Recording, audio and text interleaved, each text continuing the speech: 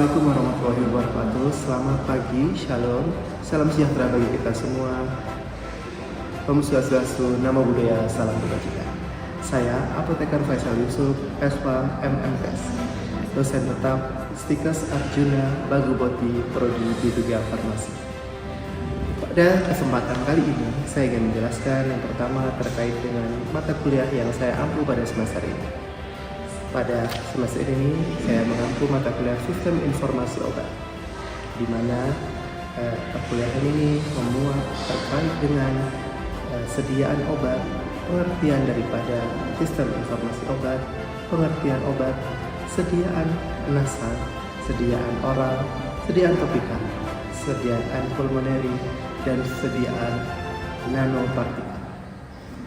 Yang kedua, metode yang saya ajarkan menggunakan metode SCL, yaitu metode Student Centered Learning, di mana mahasiswa dituntut sebagai pusat perhatian daripada proses pembelajaran, di mana dosen hanya dituntut untuk menghantarkan dan mahasiswa dituntut untuk berperan aktif dalam perkuliahan itu.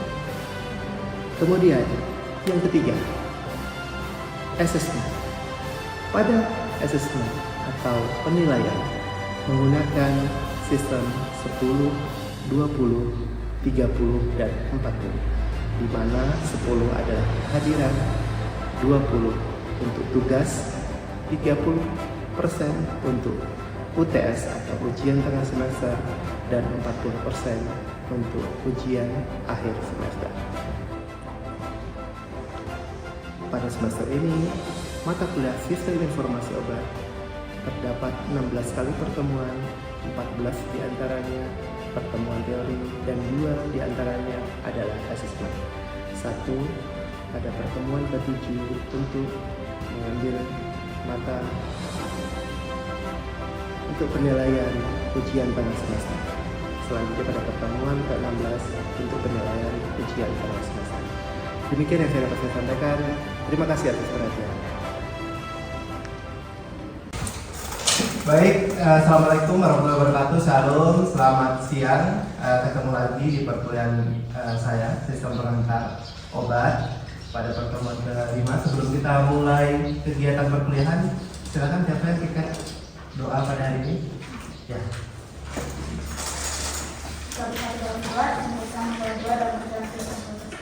Bahkan baik, bahkan berkata dalam kerajaan surga, tujuan sudah dapat kami nantikan hadiratmu dengan atas berkatmu dan semua yang berkumpul di luar kami ini untuk memberi pilihan kami.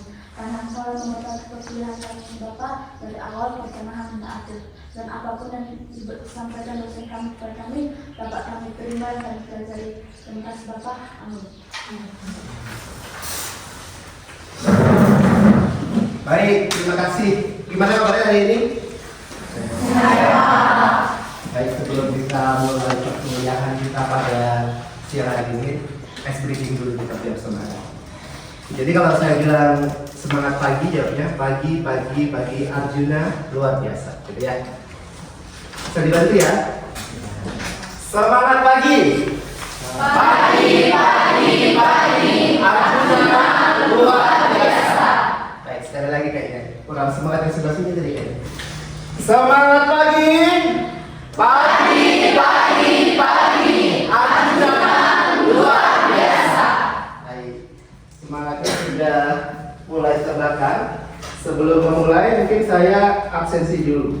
Nah ini hadir semua pada pagi hari ini. Mungkin saya panggil beberapa lah. Lestari Mapau, Safwe, kemudian Amelia, Dea, Sarah, Suwandi, Bella Veronica, Cindy, Berkat Simamora, Alan Mapau, Durmian, Rianti, Rifai. Oke, nanti boleh disampaikan juga ke teman-teman yang berada di segera konfirmasi. Sebelumnya di kemarin di rencana pembelajaran studi kita kan saya jelaskan juga bahwa di kehadiran ini ada penilaiannya. Nah, di sistem penilaian mata kuliah saya ini ada Saya 10, 20, 30, 40. Jadi nilainya di 100% itu nilainya 1, 2, 3, 4. Nah 10% di absensi, teman-teman juga harus menjaga nilai itu untuk dapatkan nilai A+, tentunya masih ada 90. Kemudian 20% nanti di tugas, nanti di akhir pertemuan ke-15 kita nanti ada tugas, kemudian 30-nya di nilai UTS teman-teman, kemudian nanti ada di 40-nya di UAS yang akan kita laksanakan di minggu depan kalau tidak salah. Teman-teman, jadi selanjutnya mungkin kita masuk ke materinya. Kebetulan hari ini listriknya sedang mati. Teman-teman boleh buka materi yang sudah saya bagikan. Nah, sistem pengantaran obat. Nah, ini mungkin saya jelaskan terkait dengan sediaan obat mata. Jadi pada pertemuan kita siang hari ini kita membahas tentang sediaan obat mata. Sediaan obat mata ini banyak sekali yang beredar di pasaran atau di masyarakat.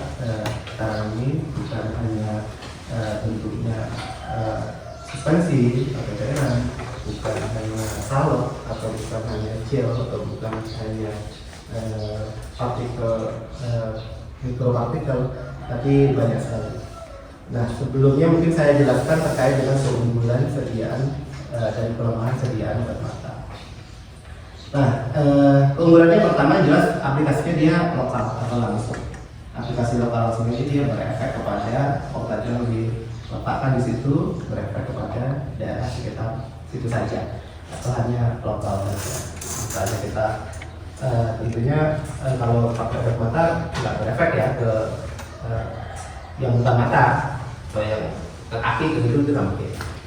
Kemudian dia minim sistemik karena dia ya sebenarnya semua obat walaupun dia topikal atau walaupun dia tidak langsung masuk ke intravena kita tetap masuk ke sistem kita, walaupun sebenarnya ya bisa dibilang nggak semaksimal intravena. Jadi kalau selama ini kita tahu obat intravena atau injeksi gitu ya, kita tahu baik intravena, intramuskular dibandingkan dengan sediaan mata, obat mata kayak yang partikel tadi, itu penyerapannya jauh lebih besar yang intravena tersebut.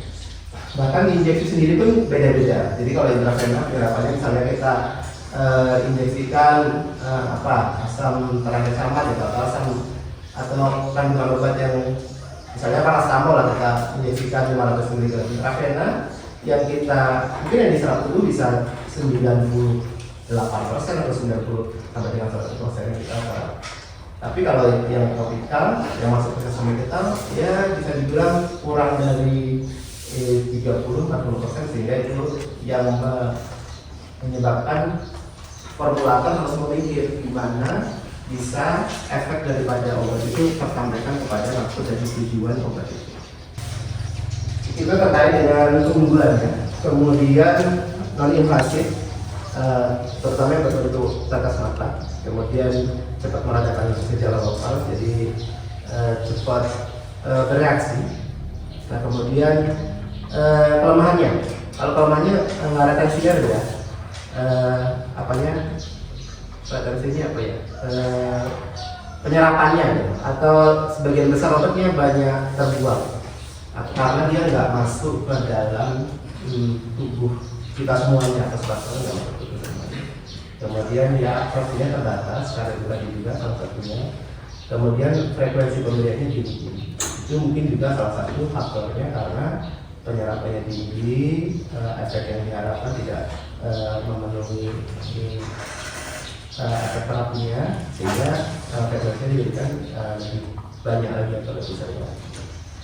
Kemudian efek sistemiknya tetap bisa terjadi, itu tadi saya bilang, karena di seluruh permukaan massa tubuh kita itu ada namanya saraf, jadi itu saraf yang mengantar efek daripada obat itu masuk ke dalam saluran sistemik kita.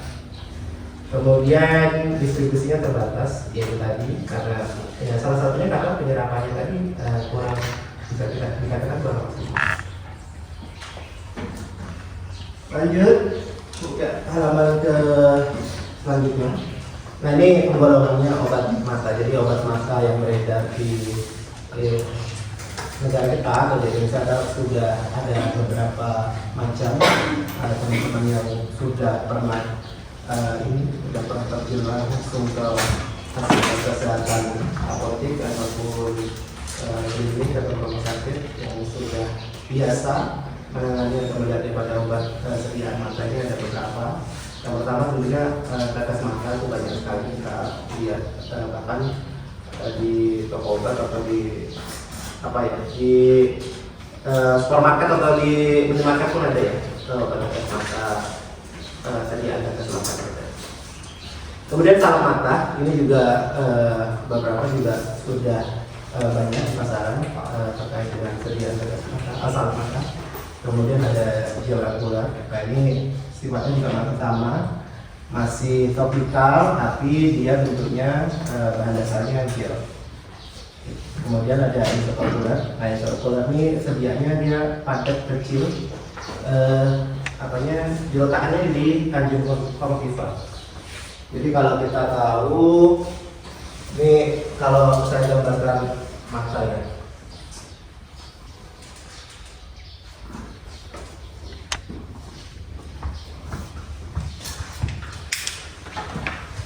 Nah ini udah besar, kemudian ini ada tadi ada formnya.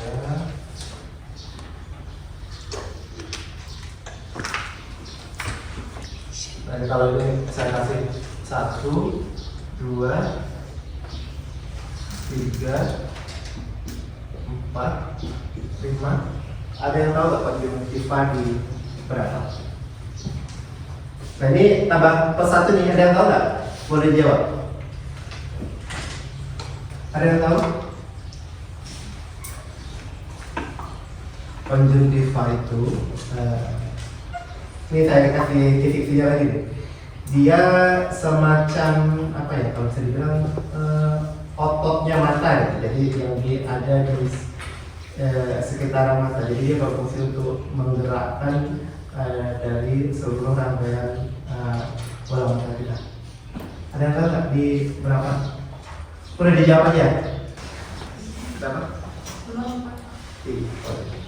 Tapi berempat dan 3.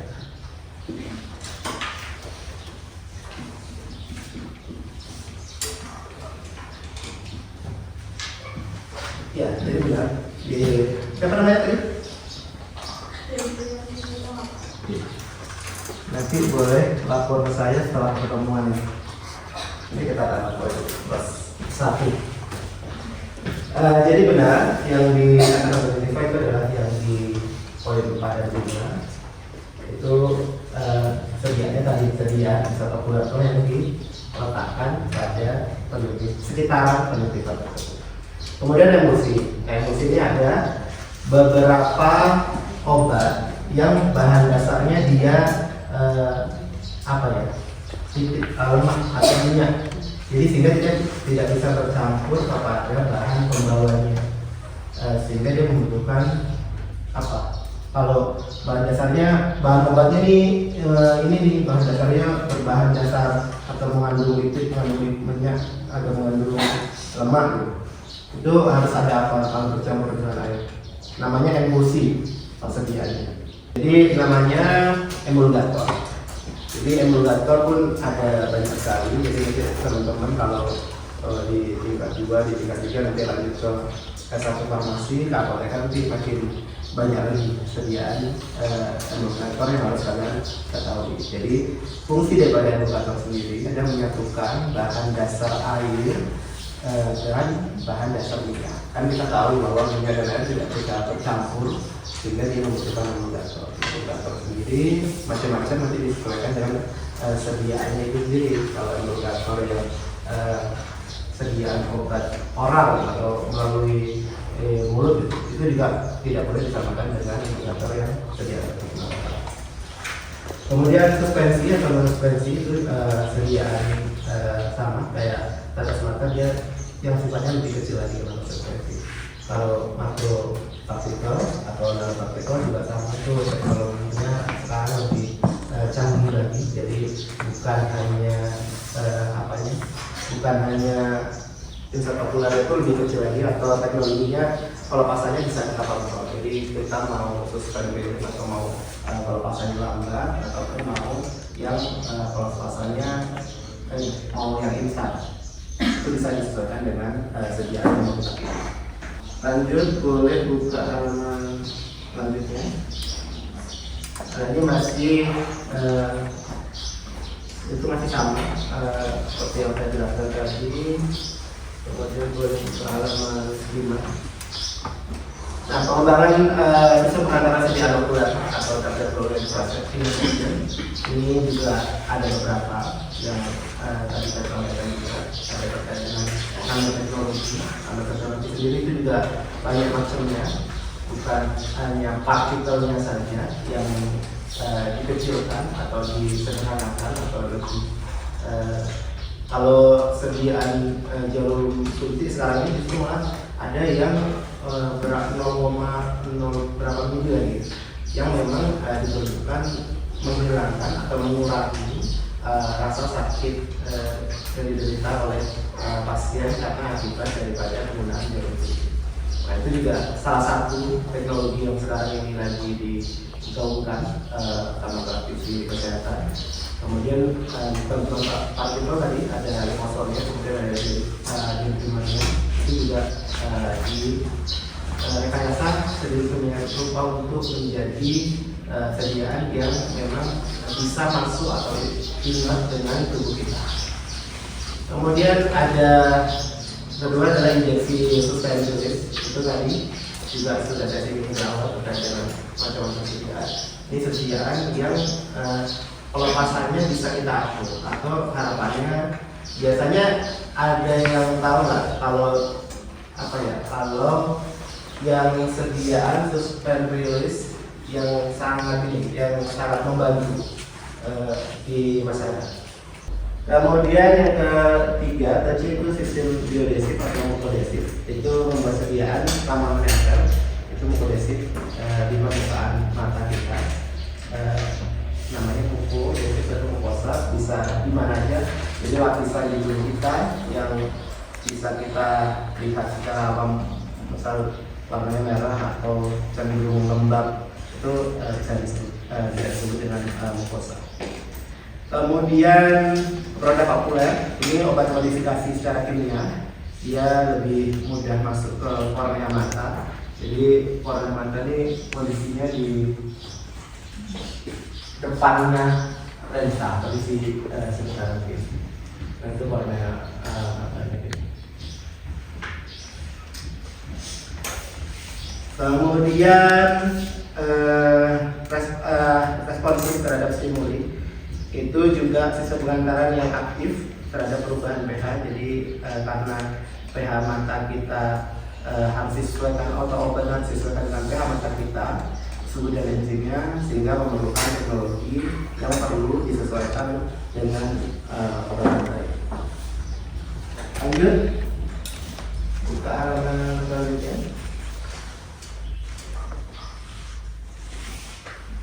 Nah, ini evaluasi sediaan mata dengan sistem pengantaran yang dimodifikasi. Kita lihat parameternya. Yang pertama, tentu obat tetes mata ini yang menjadi perhatian khusus atau perhatian paling penting adalah sterilitas. Nah, sterilitas yang dimaksudnya adalah tidak mengandung bahan infeksi atau bahan cemaran obat mata tersebut.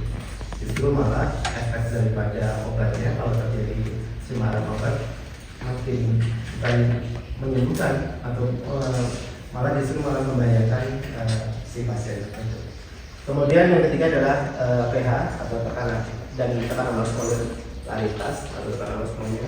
pH-nya tentunya kita tahu pH-nya bukan asam juga bukan basa, itu di 7,4 agar tidak terjadi reaksi tujuannya. Kemudian ukuran partikel, nah ukuran partikel ini menentukan penetrasi dan kenyamanan.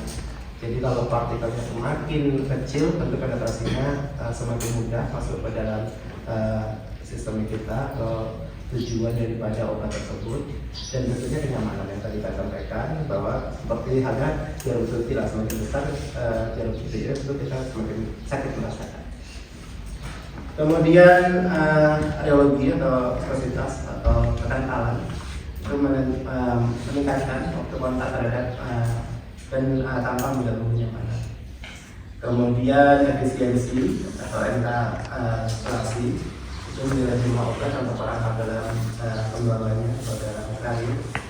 Kemudian profil pelepasan obat yaitu di intronya itu meningkatkan kemampuan usaha biologis. Kemudian uji permasai kornea atau ex vivo atau in vitro-nya itu menilai seberapa baik obat menembus kornea.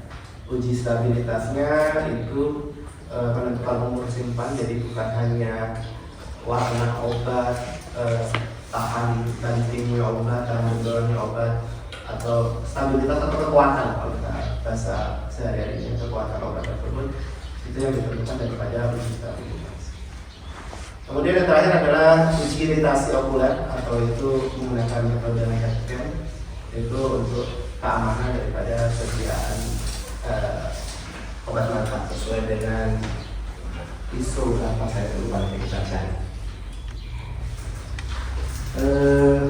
Nah ini tugas nanti boleh di share teman-teman ke grup, jadi silakan nanti saya bagi grup di grup, saya bagi grupnya tugas, tapi boleh dipikir-pikir dari sekarang itu membuat artikel teman-teman terkait dengan nanti kelompok 1 terkait dengan nanoteknologi, kemudian 2 injeksi sistem rilis, kemudian yang 3 adalah sistem biodesi dan hipodesi, kemudian yang keempat adalah produk okuler. Nah, itu teman-teman boleh disiapkan untuk tugas yang nanti akan saya bagikan gitu. Materi kita pada hari ini segitu. Teman-teman ada yang mau ditanyakan? Silahkan, saya kasih kesempatan berapa penanya?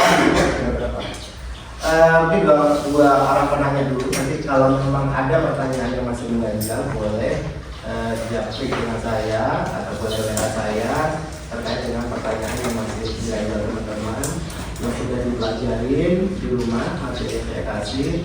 Kemudian masih ada yang belum dimengerti atau masih kurang paham dikit nih, gitu. Itu boleh disampaikan ke saya. Silakan. Ya, boleh. Siapa namanya? Elka. Silakan Elka. Berapa lama kan waktu penyimpanan persediaan obat tetes mata setelah digunakan? Sediaan tetes mata, sediaan obat mata yang kategorinya tetes mata ya. Tetes mata. Ada yang bisa jawab nggak? Sebelum saya jelaskan, ada yang bisa jawab? Iya. Jadi ada yang mau poin juga lagi nih.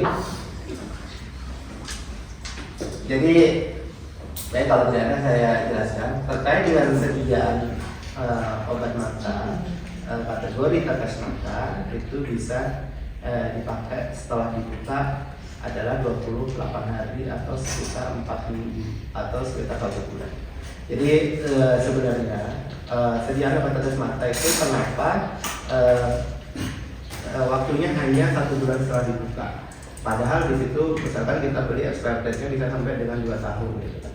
Atau kita beli masih di awal produksinya. Di awal produksinya kan 1 Januari kita beli, di Februari kita bulan kita pakai supaya 2 bulan lagi kita sekat mata atau 3 bulan lagi sekat mata.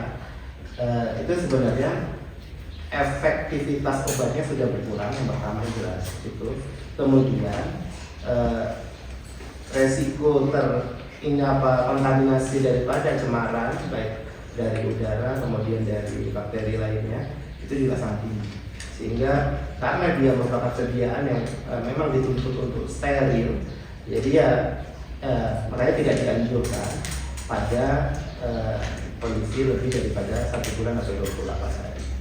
Jadi tidak dianjurkan atau maksimal bisa dipakai di 8 hari. Walaupun kalau kita lihat kalau orang tua kita enggak ini masih ini ya, masih panjang kok expirednya, ngapain ya dibuang gitu. Nah itu juga boleh diedukasi keluarganya, teman-temannya terkait dengan sediaan obat mata hanya yang bisa dipakai kalau dipakai 20 orang. Tapi juga tidak menutup kemungkinan bahwa sediaan obat mata yang belum dibuka pun bisa lebih cepat daripada tanggal expirednya itu. Jadi misalnya ditulis tanggal expirednya Juni 2025 gitu. Tapi rupanya di penyimpanannya kondisinya di situ terlalu panas atau terlalu lembab, itu juga memungkinkan daripada mempercepat expired yang dicantumkan di label obat mata. Gitu. Ada lagi yang mau ditanya? Ada lagi yang mau ditanya, teman-teman? Nggak ada? Kalau nggak ada, atau mau dikasih pertanyaan? Mungkin gitu pertemuan kita pada hari ini. Teman-teman semangat untuk menghadapi UTS dan UAS tentunya ke depannya. Terkait dengan materi saya sudah saya share di grup. Nanti kalau ada pertanyaan yang masih mengganjal atau yang ingin kita diskusikan kembali, boleh. Karena sekarang ini tuntutan dunia pendidikan memang menuntut kalian harus lebih aktif daripada dosen. Jadi mungkin segitu dulu pertemuan kita pada siang hari ini. Terima kasih banyak rekan-rekan kalian, mahasiswa tingkat 1 STK Sarjuna. Mohon maaf kalau ada penyampaian saya atau perilaku saya yang kurang berkenan di mahasiswa STK Sarjuna. Saya kira terima kasih. Sebelum saya tutup, mungkin kita tutup dengan doa. Ada pikan hari ini siapa?